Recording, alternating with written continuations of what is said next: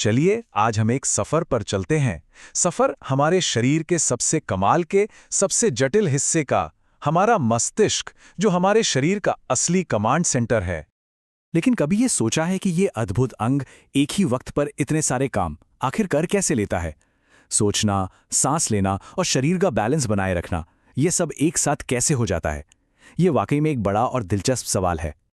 और इस सवाल का जवाब छिपा है एक बहुत ही शानदार ऑर्गेनाइजेशनल स्ट्रक्चर में, और इसका मैजिक नंबर है 3। जी हां, हमारे ब्रेन की ये जो कमाल की मल्टीटास्किंग काबिलियत है ना, उसका राज इसके 3 मुख्य हिस्सों में है। तो चलिए शुरू करते हैं। हमारा पहला पड़ाव है अग्र मस्तिष्क यानी कि फोरब्रेन।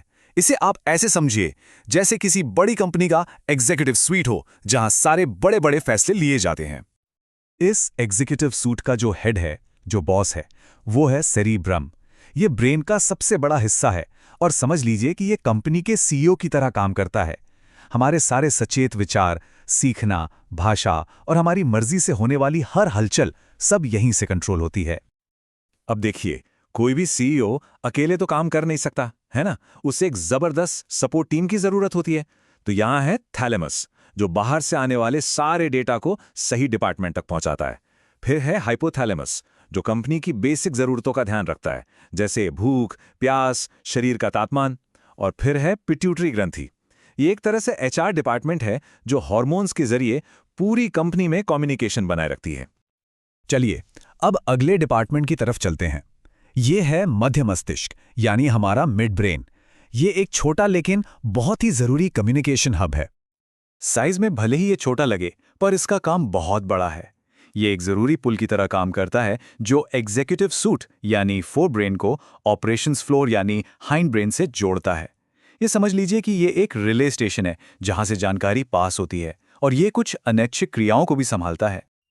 और अब हम आते हैं कंपनी के उस हिस्से में जहां असली एक्शन होता है, 24 घंटे 7 दिन। ये है ऑपरेशंस फ्लोर यानी पश्च मस्तिष्क या हाइंड ब्रेन।